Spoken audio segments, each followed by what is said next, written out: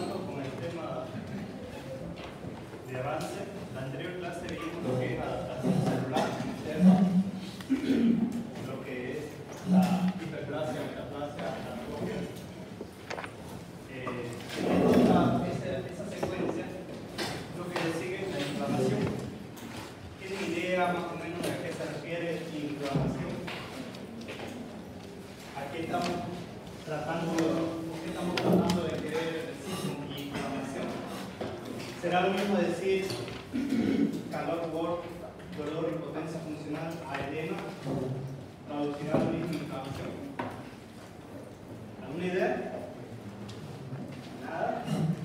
Bueno, ¿qué es la inflamación? Es una reacción compleja mediada por múltiples mediadores y células a raíz de una agresión, ya sea física o ya sea biológica, ¿no? En una agresión física, aquí la imagen está traduciendo, ¿no? Un típico corte en la piel, en el cual van a haber dos cosas inicialmente. Va a haber factores de coagulación para parar el sangrado, a la misma vez va a haber reacción inflamatoria porque va a haber agentes infecciosos que van a ir a donde está el corte y esos agentes infecciosos van a traer los glóbulos blancos. Los glóbulos blancos a su vez van a hacer lo que se llama liberación de mediadores inflamatorios como el factor de tumoral, la histamina. ¿Para qué? Para que en este nivel se produzca una vasodilatación y por consecuentemente va a tener mayor flujo de células inflamatorias para que neutralice esta agresión inicialmente y posteriormente la repare, que es la finalidad. La inflamación tiene por consiguiente llegar a un proceso de reparación celular. ¿Ya? La inflamación tiene por sí tres respuestas en el organismo, una respuesta vascular, una respuesta celular y una respuesta sistémica. ¿Y cuál es la finalidad de esas tres respuestas que vamos a ver más adelante? Es atrapar y fagocitar y neutralizar el estímulo nocivo para llegar en un momento a recuperar la funcionalidad celular.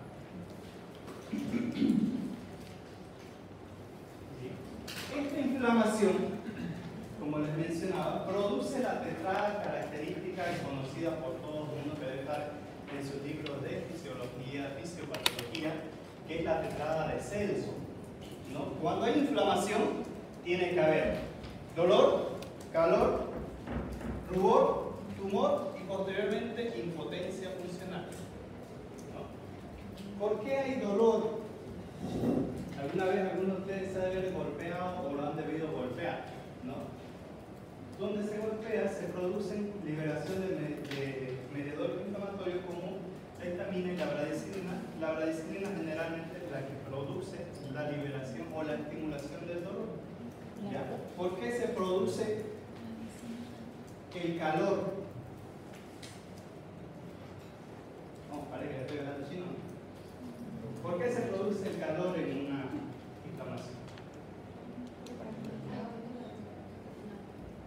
¿Pero por qué? Por el aumento del flujo de sangre. Exactamente. Principalmente, como va a haber una agresión, ¿qué es lo que hace el cuerpo? Hace que al nivel de la lesión, donde se ha producido la noxa, haya una mayor vasodilatación. Y esta vasodilatación va a traer dos cosas con ella. Una, aumentar el flujo de células inflamatorias, y al aumentar el flujo de células va a aumentar el calor porque va a aumentar el tránsito del glóbulo rojo. Por eso se produce el calor local, no estamos hablando de fiebre, ¿ya? Calor local. Ahora, el tumor, ¿por qué se produce el tumor? O el edema, la hinchazón que pueden decir acá. Eso se produce porque ya tenemos una vasodilatación mediada por un agente. Esta vasodilatación, que no es más que decir que los vasos, estamos en el tumor. Se produce una vasodilatación y esta vasodilatación hace que fugue líquido al intersticio y eso aumenta el volumen. Y es eso lo que se manifiesta como tumor. Y el rubor, por el mismo hecho de que aumenta el calor, se pone rojo. Posteriormente, si hablamos de una extremidad que sufrió una fractura, el golpe, ¿qué va? Primero dolor, rubor, calor y flexionar la mano o levantar el hombro si fuese una fractura a nivel del hombro. Entonces, esa entrada quiere decir que se da generalmente en los abscesos o los cuchiches que conocen algunos. Primero se pone rojo, después se pone con calor, después aumenta de tamaño y después se pone con una tumefacción para drenarlos. ¿Alguna duda, alguna pregunta hasta ahí? ¿Quedó claro? Bien. Recordando que un vaso sanguíneo, y en el vaso sanguíneo, ¿no?, está descubierto por endotelio, o debajo del endotelio hay una submucosa, una muscular, posterior de la muscular, una submucosa, pero dentro del vaso, normalmente el flujo sanguíneo, ya sea de glóbulos blancos, glóbulos rojos,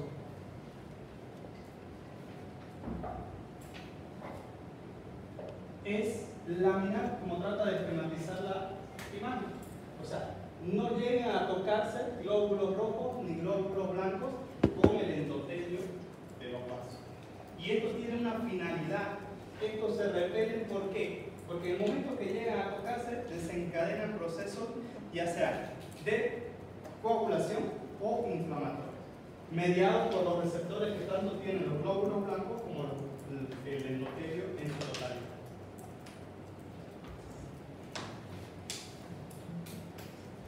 Dentro de la inflamación, ¿no? La inflamación en términos generales es una respuesta a una agresión.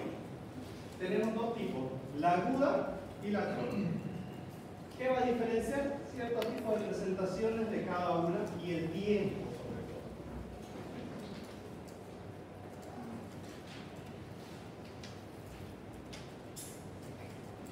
Bien. En la inflamación aguda va a haber liberación de mediadores inflamatorios originados por el agente agresor, ¿no? Que pueden ser proteínas, leucocitos o sustancias químicas netamente. Existen tres componentes en la inflamación aguda que ya les mencioné: alteración del calibre vascular, cambios en la estructura del calibre vascular y la migración de los leucocitos, ¿no? La inflamación aguda tiene estos tres cambios y vamos a ir viendo qué hay en cada uno de ellos.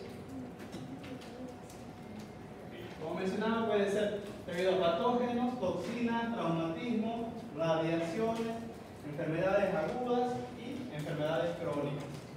Lo más característico de las enfermedades crónicas, la artritis reumatoidea, que produce deformación de las articulaciones. ¿Ya? Dentro de los cambios vasculares, no olvidemos que los vasos están cubiertos o recubiertos por qué tipo de músculo? Liso.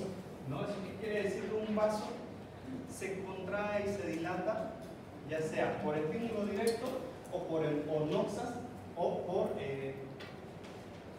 toxinas, en el caso de los choques sépticos, ¿no? ¿Esto qué va a causar a su vez? La vasodilatación, que va a hacer que el vaso se vuelva más grande en uno de sus extremos. Podemos ver aquí un capilar normal, ¿no? Donde está la parte arterial, la parte venosa, no hay dilatación. Dentro, en el tejido celular subcutáneo también vemos algunas células que no están causando ningún problema, pero que normalmente están ahí. ¿Ya? Cuando hay un proceso de inflamación, lo que hace que se dilaten los vasos principalmente son la histamina y el óxido nítrico. ¿Cuál es la función? Hacer que el calibre aumente. Al aumentar el calibre de los vasos, va a aumentar la presión dentro de los vasos, lo cual va a hacer que aumente la presión hidrostática y por ende va a haber fuga del intravascular al extravascular. Ese líquido que va a trasvasar, que va a salir de los vasos, va a ir al tejido celular subcutáneo y va a aumentar el volumen, haciendo que haya tumor. A su vez, como va a haber trasvasación de líquido, no olvidemos que no solo el líquido, hay proteínas y también hay glóbulos blancos. Estos van a liberar más mediadores inflamatorios para hacer que más células blancas, neutrófilos, acudan al lugar de la lesión para seguir tratar de hacer que este proceso infeccioso no se extienda, o sea, tratar de englobarlo. ¿Ya? Estos dos procesos, lo que es la vasodilatación, aumento de la permeabilidad de vasos, ¿qué es lo que va a hacer? que en este nivel la velocidad de la sangre, del flujo, disminuye haciendo que sea mucho más viscoso. ¿Saben qué significa el término viscoso? ¿No? Que sea, si normalmente consideramos la viscosidad normal que el agua, y a esto le ponemos que se vuelve como el aceite, la capacidad de moverse va a ser más lenta. Entonces eso va a ir cambiando el entorno del lugar donde se produce la lesión. ¿Alguna duda, alguna pregunta? ¿Quedó claro lo de la vasodilatación? ¿O de los cambios vasculares?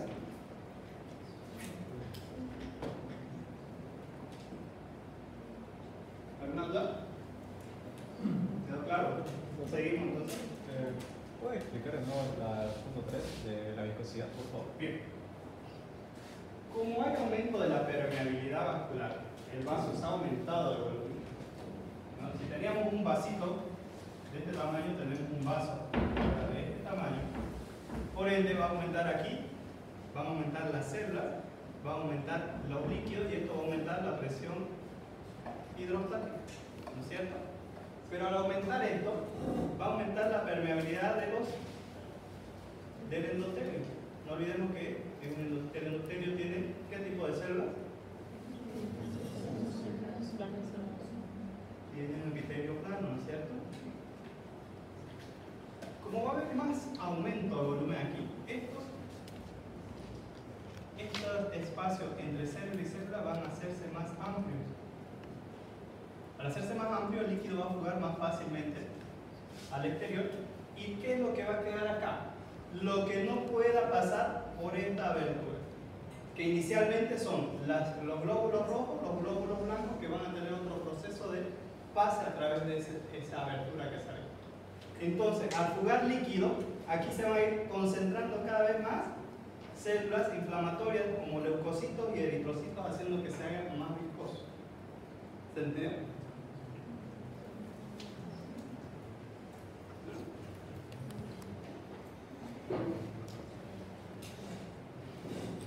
Bien, lo mismo.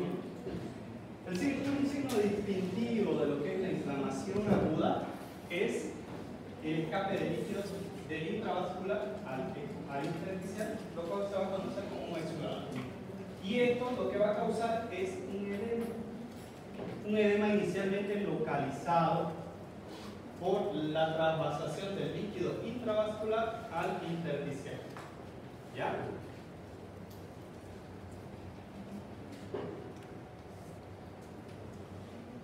Si bien la dilatación de los vasos por los mismos mediadores óxido nítrico, vitamina, produce esto, también hay otro tipo de ayuda a que se fugue el líquido al intersticial, que se llama formación de hiatos.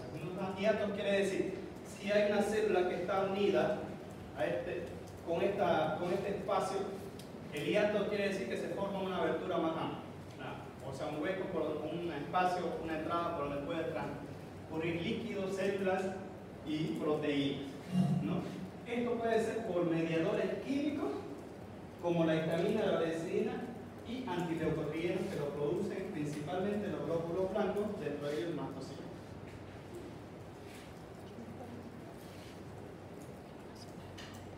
¿Ya? Esto puede ser originado por daño endotelial directo, como la necrosis, ¿no? La extravasación del daño vascular directo es directo, inmediato, ¿ya? Y esta lesión, su proceso de recuperación puede durar de varias horas a varios días, hasta que los vasos dilatados se trombosan para cortar el proceso inflamatorio. Normalmente vemos arriba un vaso, ¿ya? Vemos el endotelio, los glóbulos blancos, las proteínas. Miren el espacio que hay entre célula y célula, prácticamente no hay, ¿no? Cuando hay una alteración en las células endoteliales, estas se retraen por acción directa de la radicinina, del óxido nítrico y la histamina. Miren el espacio que hay entre célula y célula. Ese espacio facilita a que el líquido, como se plasma, fugue al intersticial produciendo edema. Dentro de ello también van a empezar a fugar o a pasar los glóbulos blancos, principalmente los blastocitos, ¿ya? Cuando esto es mediado por sustancias endoteliales, como por ejemplo la histamina, la bradicilina, el óxido nítrico, hace que esta célula como se encogiera para que esto tenga más espacio y se pueda fugar. Pero también existe el otro tipo que es por acción directa, por daño en el endotelio, en la célula propiamente dicha. ¿Y esto qué es lo que produce? La destrucción de lo que es el endotelio, y va a haber fuga, tanto por los espacios que había antes o por pedazos de membrana que han quedado por la destrucción. Típicamente, la radiación, las quemaduras pueden producir estos daños directos sobre el endotelio y causar esta fuga de luz. ¿Alguna duda de ahí?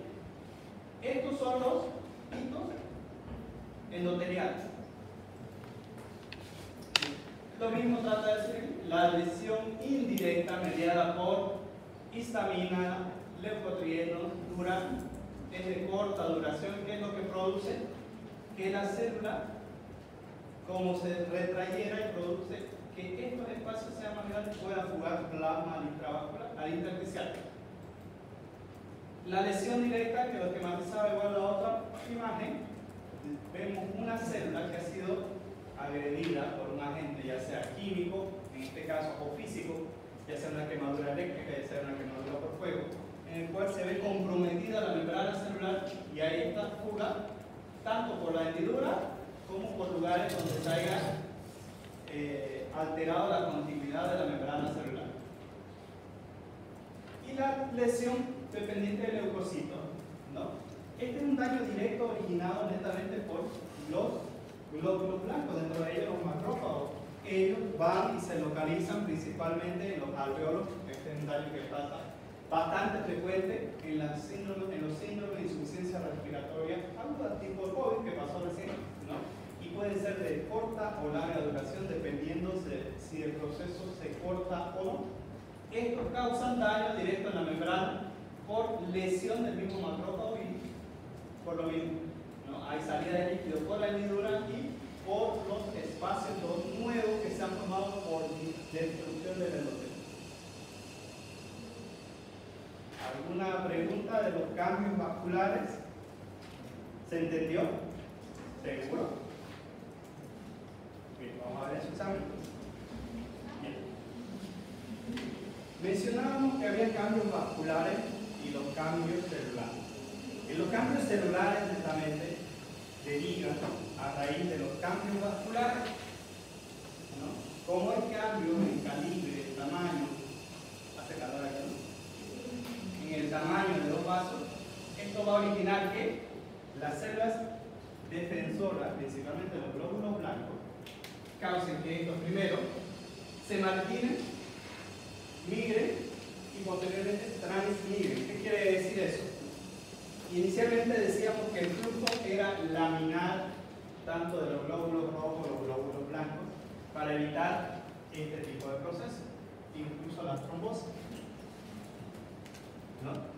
Lo que está matizado aquí es que un glóbulo blanco, principalmente un mastocito, tiene receptores al igual que el endotelio, ¿no? Aquí tenemos el glóbulo blanco que sí tendría que seguir su flujo laminar en el intravascular, pero por algún motivo se está marginando y al marginarse atraído por estos receptores de integrina que se encuentran aquí, perdón, de selectina, que se encuentran en la membrana de endotelio, es que llegan, se conectan o acoplan si quieren y pues van rodando hasta el lugar donde está la lesión que permite su fuga. Y este se convierte en un mastocito posteriormente. O sea, llega, se conecta a raíz de estos receptores. Si tenemos el endotelio,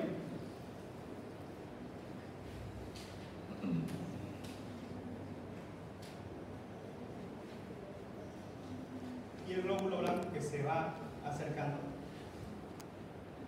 Aquí, en el endotelio, tenemos un tipo de receptor que se llama selectinas.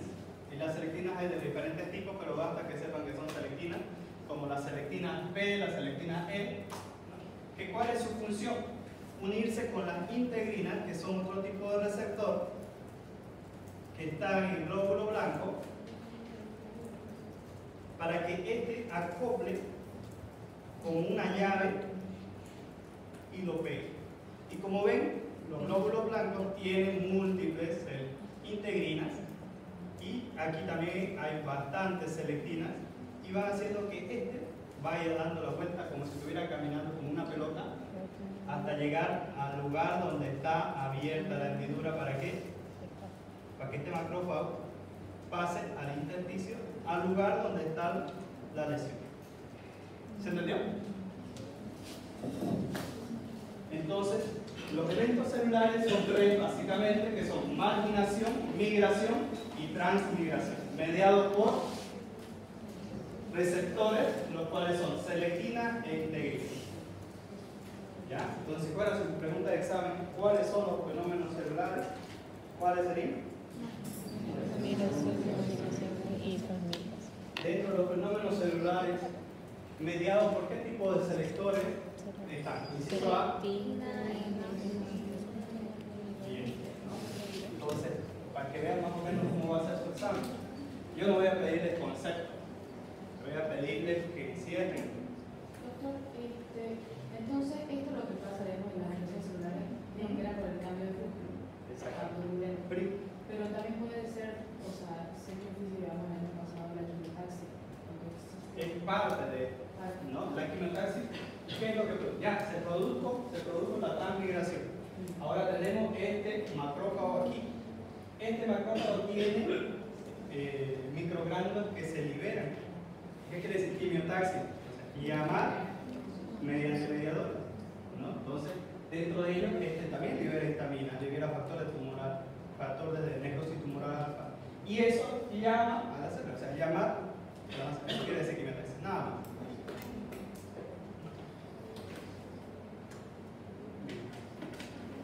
Como mencionaba, la adhesión y transmigración anterior, ¿no? Es mediado por químicos que modulan la expresión y avidez para las moléculas de adhesión. Básicamente traduce que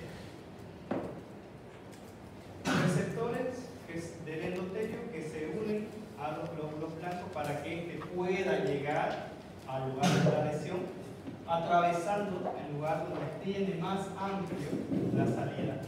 ¿Ya?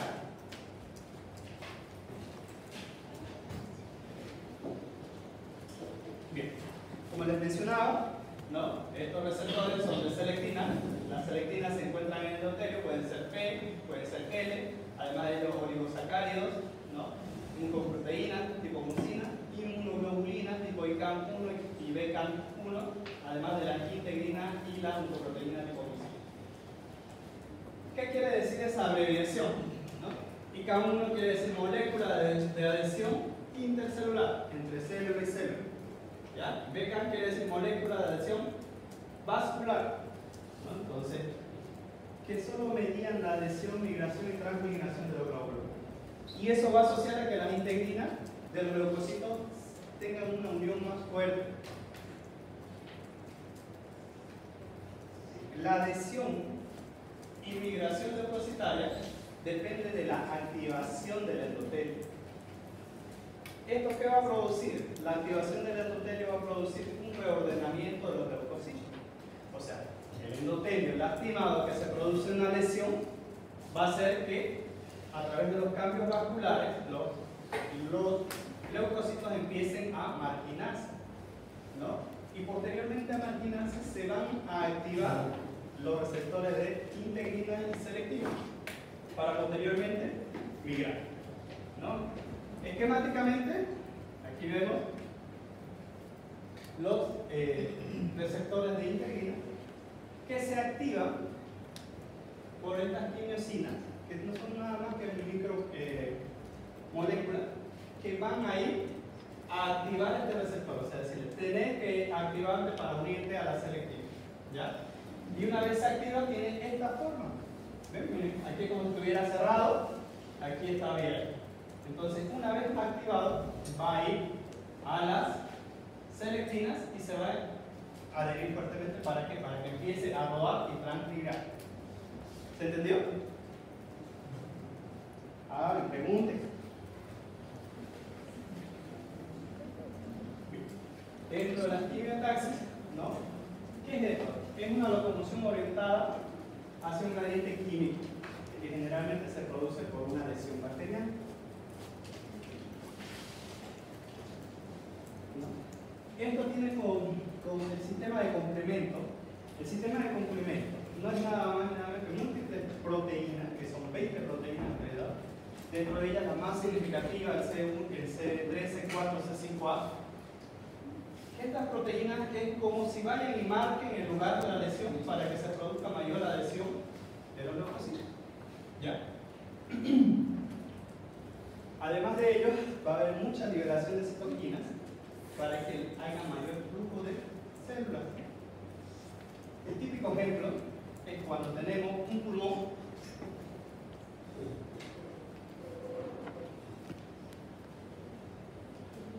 donde llegó ya sea una bacteria de tuberculosis, una bacteria de Streptococcus pneumoniae o cualquier bacteria, llega al alveolo y este no es capaz de combatir. Llega al alveolo,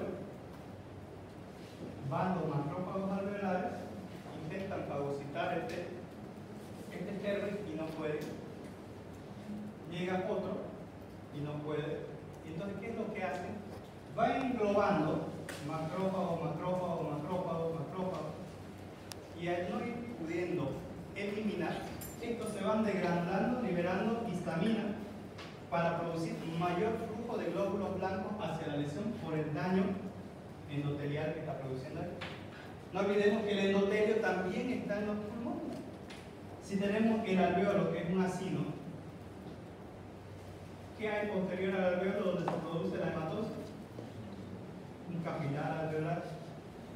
¿Para qué? Para que tanto el oxígeno circule hacia el endotelio como las células vayan hacia el alveolo. ¿Se entendió?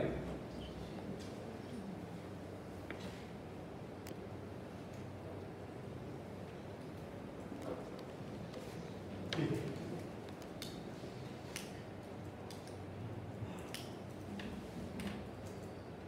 Dentro de lo que son la liberación de las citoquinas, hay la producción por el metabolismo de ácido araquidónico. ¿Y este cuál es la función? Tiene una función de mediar la inflamación liberando más prostaglandinas E. ¿Para qué? Para que lugares, independientemente de donde sea la lesión, se inflamen y causen dolor. ¿Ya? Entonces, si tenemos más células inflamatorias, como los leucocitos, van a llegar a seguir desgranulándose. ¿Para qué? Para activar el estallido oxidativo. No olvidemos la anterior clase, ¿no? El organismo produce reactantes inflamatorios o reactantes de oxígeno, los radicales libres, para producir también lesión tanto al microorganismo como a las células que se ven involucradas. ¿Ya? ¿Para qué? Todo esto se produce para modular la adhesión de más células inflamatorias. ¿Qué quiere decir?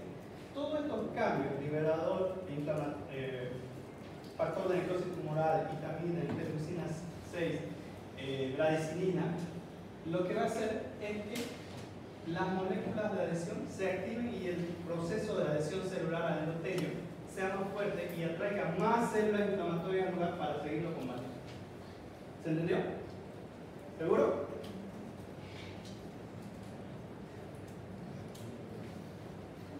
Bien. Hablábamos que toda lesión es mediada por un receptor. Desde que nacemos, nuestra madre nos transmite ciertas defensas y ciertas proteínas con las cuales nos defendemos inicialmente. Y esas proteínas se expresan como receptor tipo TOL, ¿no? Receptores transmembranas, ¿no? de proteínas G, receptores para integrinas y receptores para oxocinas. Lo más perfecto. Y esquemáticamente, ¿qué quiere decir eso? Ingresa el microorganismo a nuestro corriente, a nuestro sistema, cualquiera sea este, tiene en su superficie receptores con moléculas que lo hacen diferente. ¿ya? Y si nosotros, nuestra madre estuvo expuesta a este tipo de germen, va a tener un receptor tipo TOL, que es este larguito que está aquí, y este receptor CD4, que lo van a reconocer a este germen. Una vez reconocido el germen, ¿qué es lo que van a hacer? Lo van a acoplar para que posteriormente exista una fagocitosis del mismo ser, ingestión del mismo. ¿Y esto qué va a hacer? Reconocimiento y fijación del germen. Este mismo lo engloba la partícula y posteriormente lo destruye. ¿No? Esquemáticamente lo que estábamos diciendo, ¿no? Lo reconoció el germen, activa el proceso de fagocitosis, el mismo germen se va a ser introducido a la célula y este va a formar una vacuola donde este germen va a destruirse. Y esa destrucción va a mediar a que se formen más antígenos para otra posible infección del mismo y evitar que se desencadene un proceso infeccioso. ¿Alguna duda, alguna pregunta?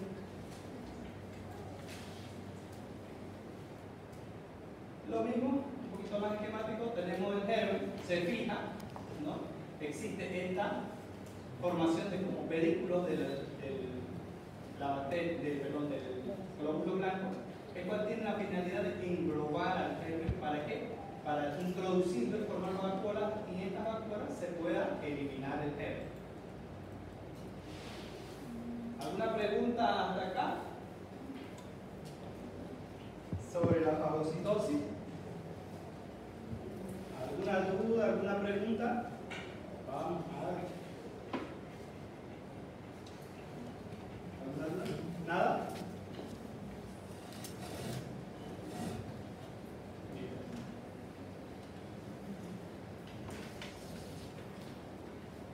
Ya vimos que todo agente agresor desencadena una respuesta protectora y esa respuesta protectora es inflamación. ¿Para qué? Para eliminar el agente agresor y tratar de responder a la normalidad de la célula. Lo que en condiciones normales cada uno de nosotros hace todo el tiempo, ya sea ante un resfrío, ya sea ante un corte, ya sea ante cualquier evento lesivo que tengamos. Pero hay oportunidades en las cuales hay defectos de todas estas funciones, que son defectos con los que algunos pacientes nacen, ¿no? Algunas deficiencias genéticas en las moléculas de adhesión, la selectina y integrina no están presentes, o si están presentes, están con una forma anómala, ¿ya? Defectos genéticos en la función de fagolisosoma, o sea, puedo tener las moléculas de adhesión, llega hasta el mastocito, este lo encapsula, pero no puede hacer una lisis del mismo porque no lo puede lisar. Le hace la vacuola, pero no lo puede eliminar, lo encapsuló. Hay otros que tienen deficiencia adquirida de los neutrófilos no cumplen su función o no se degranulan, no llaman más neutrófilos. Y defectos genéticos en la actividad microvisible. Podemos tener todo. Se unió el selector, hizo su fagocitosis, tiene su fagolisosoma, pero su química, su composición de la célula no le da para destruirlo. Es como los policías agarran uno de los topos del cuarto anillo, como no hay nadie que denuncie, lo liberan a las 2 horas, ¿cierto? Entonces llega, lo encapsula, lo engloba, pero no tiene la capacidad para destruir esa germen y por lo tanto sigue cometiendo la misma lesión, sigue cometiendo el mismo daño. ¿Ya?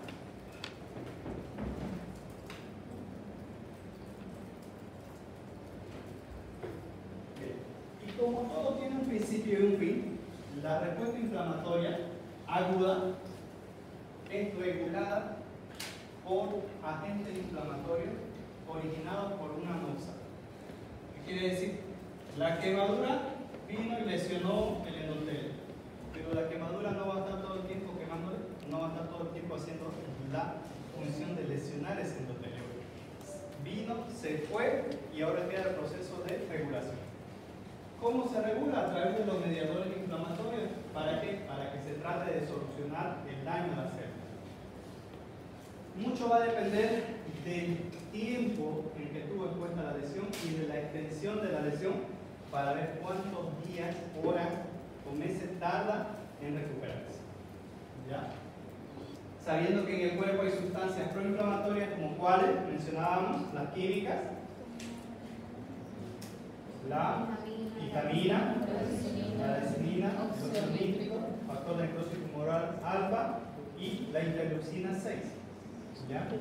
Así como hay sustancias proinflamatorias, también hay sustancias antiinflamatorias, tanto del cuerpo como lo que podemos dar nosotros. Ahí entran los fármacos, como cuál, una llave el famoso paracetamol. Ustedes lo ven y lo leen, el famoso paracetamol. ¿Qué es lo que hace el paracetamol? Bloquea todo el ciclo de metabolismo del ácido araquidónico, evitando a través del bloqueo de la ciclooxigenasa 1 y 2 la conversión a prostaglandina E. La prostaglandina E produce inflamación y produce dolor.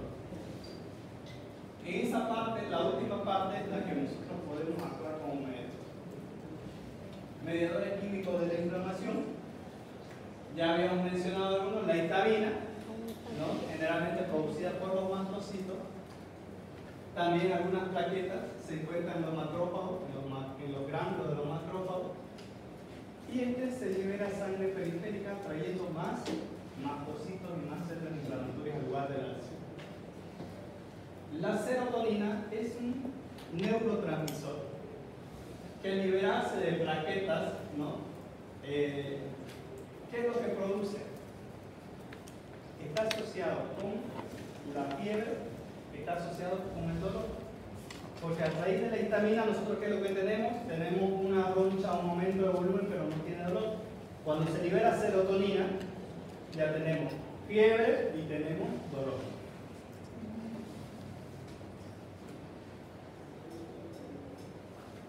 Las proteínas plasmáticas, como les mencionaba, el sistema de complementos son más de 20 proteínas, ¿no? Que tienen la función de adherirse a cualquier agente agresor, ya sea un microbio. ¿Para qué? Para hacerlo más visible al sistema inmunitario y que estos vengan a adherirse a él, ¿no?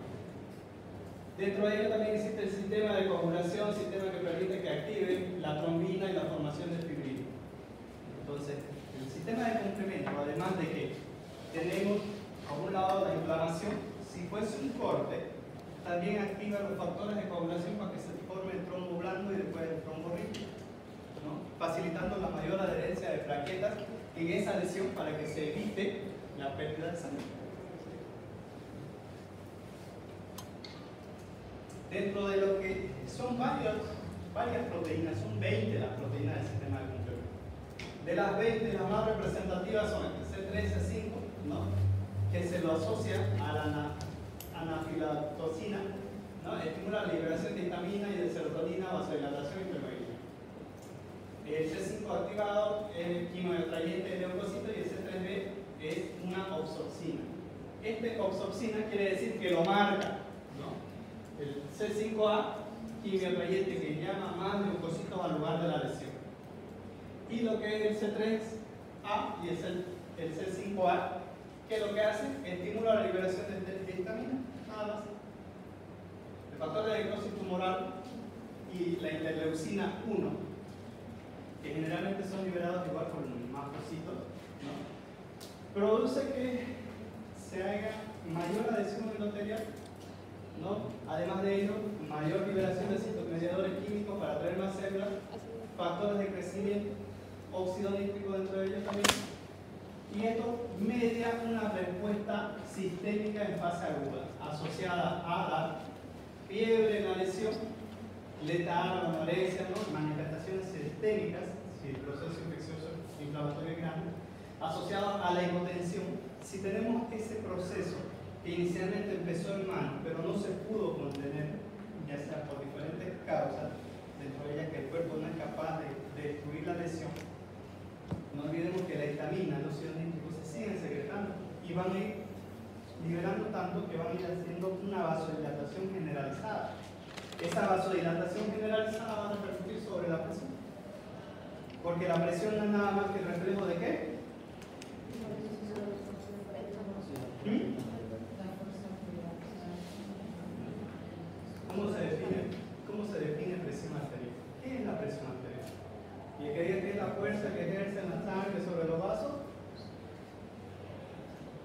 tamaño.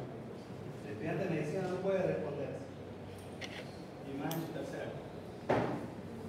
¿Cómo se define la presión arterial según fisiología de Guyton, segundo año?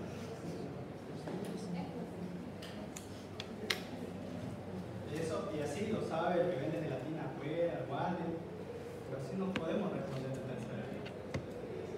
¿Cómo se define presión arterial? ¿Qué es la presión arterial?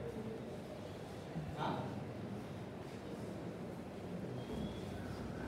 La presión arterial no es nada más y nada menos que el gasto cardíaco por la resistencia vascular periférica. No es presión.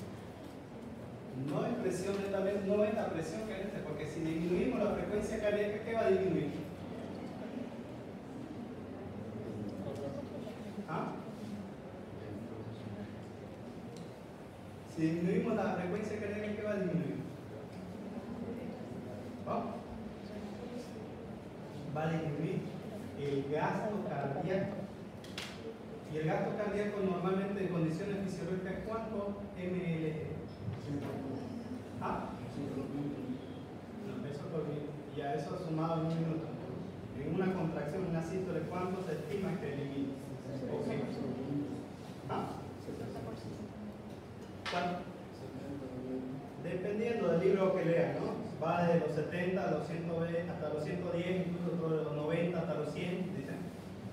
Pero si disminuimos la frecuencia cardíaca, el volumen va a disminuir sin repercutir, sin necesariamente disminuir la presión que ejerce el órgano. Tenemos menos volumen y el volumen va a disminuir la resistencia vascular periférica y eso va a disminuir la presión arterial. ¿Ya? Bueno, y como consecuencia de la dilatación generalizada que hay mediada por la histamina y los otros mediadores, va a haber una taquicardia refleja. El cuerpo va a tratar o va a tomar como si me faltara líquido, si me faltara sangre, ¿qué es lo que va a tratar de hacer? Mandar, bombear más hacia el lugar de la lesión. ¿Ya? Bueno, y en algunos casos el factor de necrosis tumoral no actúa sobre el volumen, la masa del cuerpo, no promoviendo aumento o disminución del mismo. El óxido nítrico principalmente produce vasodilatación, ayuda a formar radicales libres, inhibe la agregación y adhesión plaquetaria, recluta más leucocitos y forma metabolitos antimicrobianos.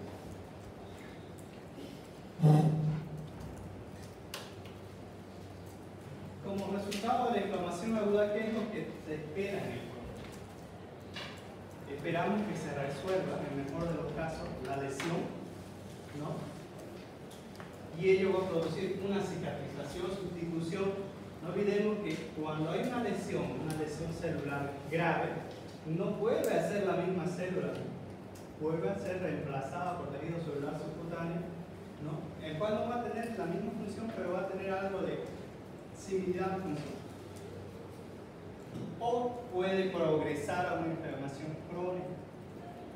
Cuando el cuerpo no es capaz de el proceso inflamatorio se corte en un tiempo determinado, la inflamación se cronifica, se hace más y más, se libera más y más mediadores en vez de cortarse, y todo el tiempo va a haber consumo de células inflamatorias, liberación de mediadores inflamatorios, citoquinas, proteínas inflamatorias que van a llegar al lugar de la lesión y seguir lesionando.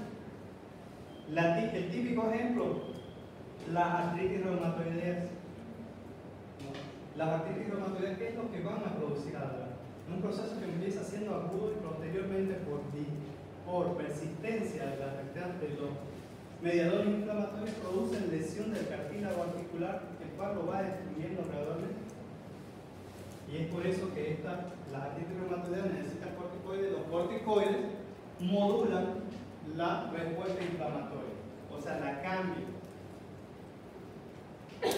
Una respuesta inflamatoria desde el punto de vista anatomopatológico va a presentar úlceras, ¿no?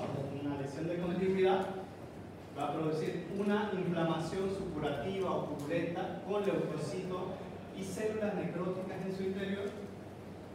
Esa inflamación puede progresar a una fibrosis con aumento de la permeabilidad vascular, cambios en la arquitectura, ¿no?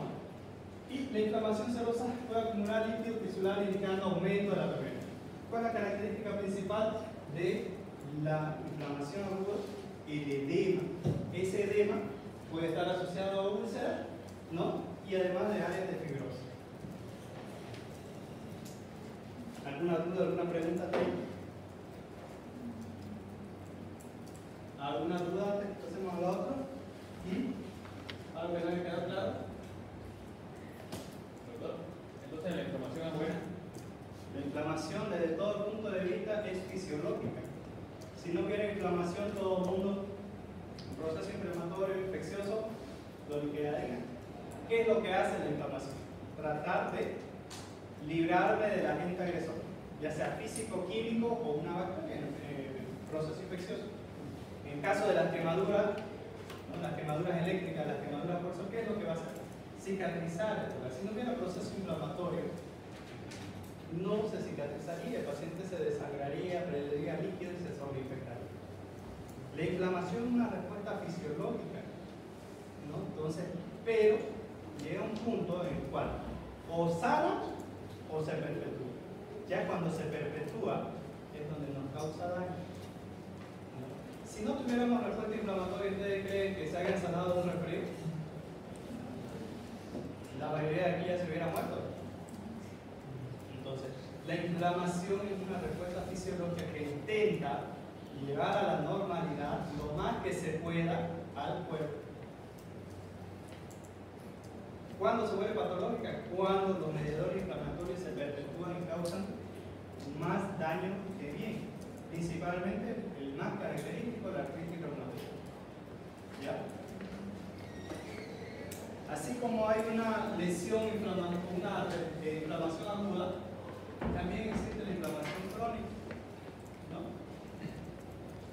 Que es una duración prolongada, se observan múltiples signos simultáneos de inflamación activa, destrucción tisular e intentos de curación, ¿no?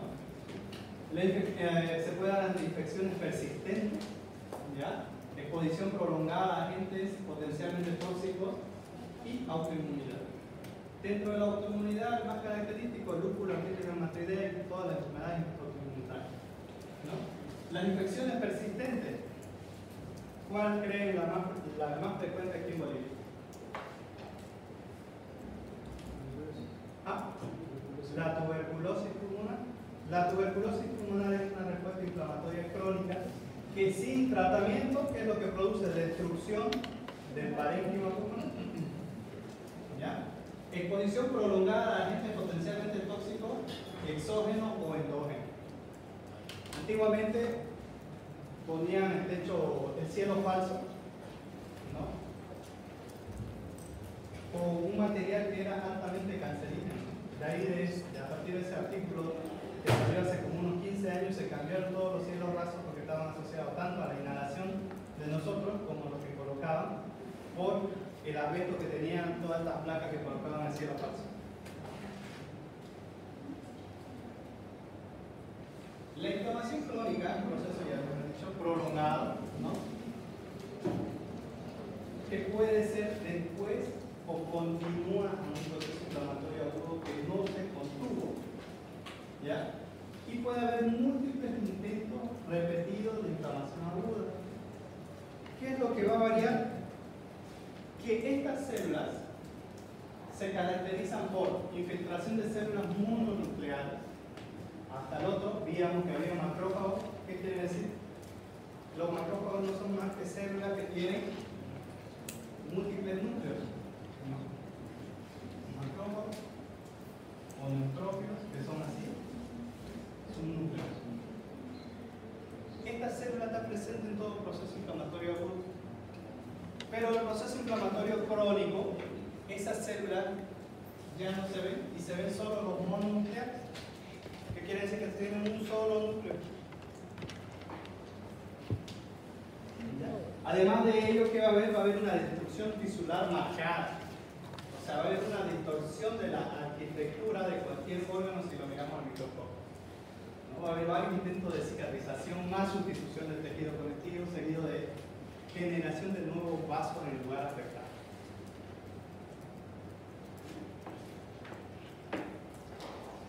La infiltración por células mononucleares, los macrófagos que derivan de los monocitos, ¿qué es lo que va a hacer? ¿No?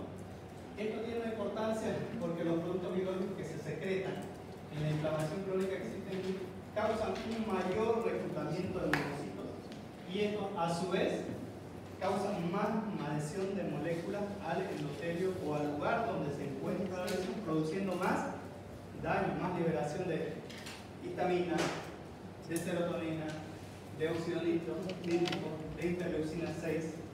Por ende, el proceso se perpetúa a no ser que se haga el diagnóstico y tratamiento oportuno. ¿No? Y lo que ya habíamos visto, la marginación, la transmigración de lo que es el mastocito hasta llegar al intersticio para producir más daño. Otras células de la inflamación crónica que se pueden encontrar en un extendido, en un proceso inflamatorio crónico, de cualquiera sea, ya sea pulmón, articulación, vamos a ver células plasmáticas que no son nada más que las células mononucleares que tienen mayor contenido de plasma, como lo vemos ahí. Una célula un poco más insular que se llama plasmática, ¿no? Los linfocitos, que son glóbulos blancos de un solo núcleo, pero que tienen cierto espacio, necesito este espacio blanquecino que ven acá, ¿ya? Y las células cebadas, que no son nada más que mastocitos con múltiples glándulas, que estos se liberan mayor producción de histamina, al igual que los eosinófilos, que tienen dos núcleos, a diferencia de los mastocitos, parecen herraduras, pero que tienen estas vesículas en su interior, las cuales están llenas de histamina, que al producir la transmigración, llegar al lugar del intersticio, producen liberación del mismo y trayendo más células inflamatorias al lugar. Dentro de los efectos sistémicos de la inflamación crónica, sobre todo, ¿no? ¿Qué causa un síndrome de respuesta inflamatoria sistémica? El cual, la primera manifestación, ¿cuál es? La fiebre, mediada por la interleucina 6, el factor de necrosis tumoral, que son pirógenos como tal, ¿no? Además, asociado a las proteínas de fase aguda, que son el PCR principalmente, y la elevación de los leucocitos. ¿Cómo se va a manifestar una inflamación crónica? Por el CIS, que le llaman respuesta inflamatoria sistémica, y dentro de él está la fiebre. ¿Qué es fiebre? ¿Qué es fiebre? ¿Hasta cuánto es normal la temperatura? ¿Y entonces fiebre de cuánto a cuánto llevamos? 38 a 40 grados, pasado a 40 se llama hipertermia. ¿Ya? Y esta fiebre no es nada más que la respuesta ante interleucina 6 y factor de necrosis tumoral, ambos mediados y liberados a través de mastocitos, y la interleucina 6 también puede ser liberada a nivel de hepatocitos. Las proteínas de fase aguda, cuando se detectan todos estos mediadores, se libera a nivel hepático la proteína C reactiva, lo cual va a estimular la liberación de más leucocitos y va a producir mayor fiebre. ¿No?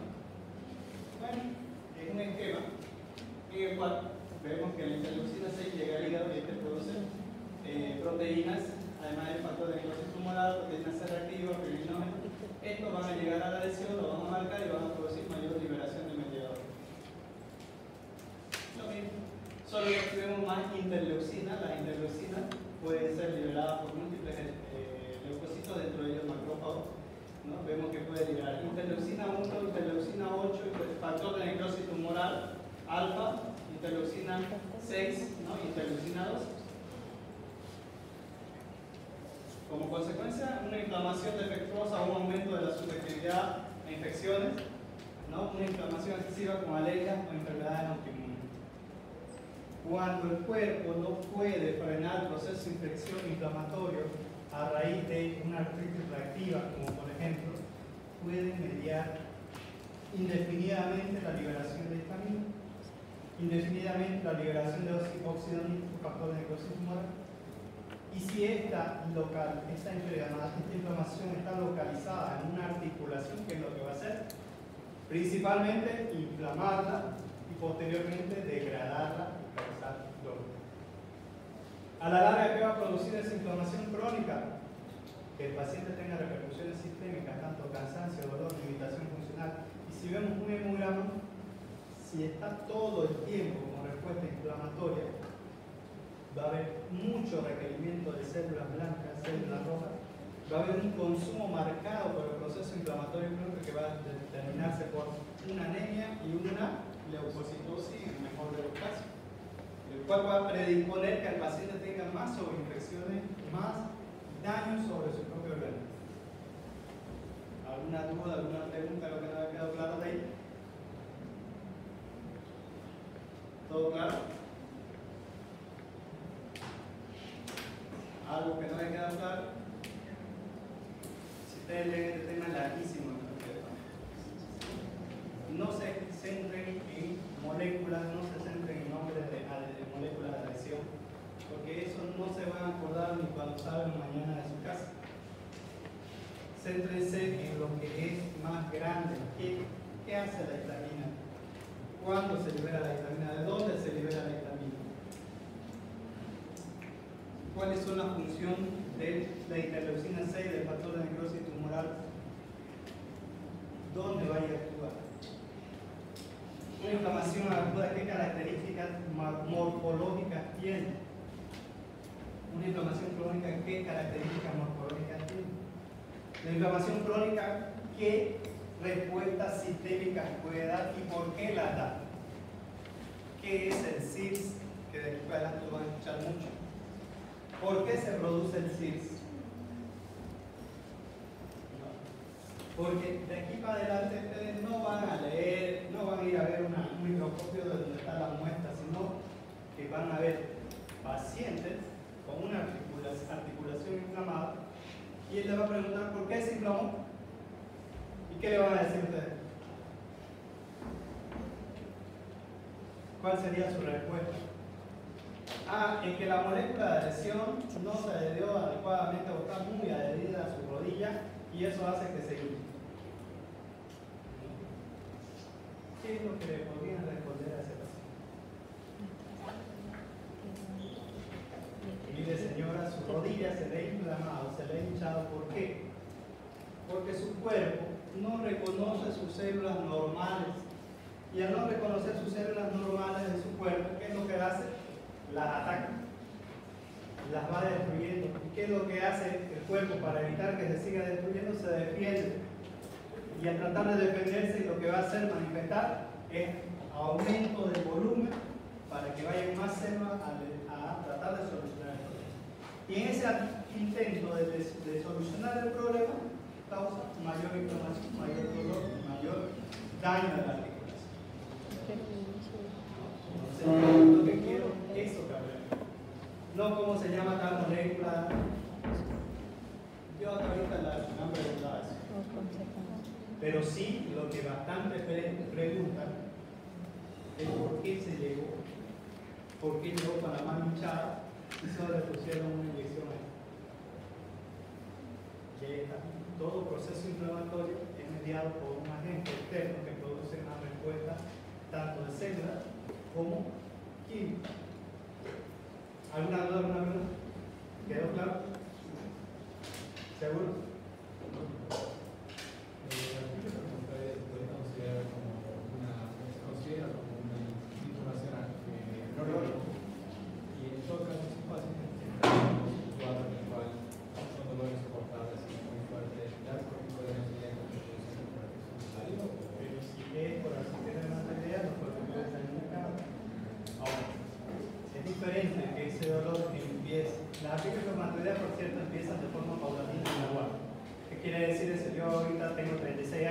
Empiezo con un dolor que empieza en las mañanas y se intensifica cuando yo me levanto, pero después va mejorando por el camino. Y día tras día va empeorando, va empeorando, va empeorando, va empeorando.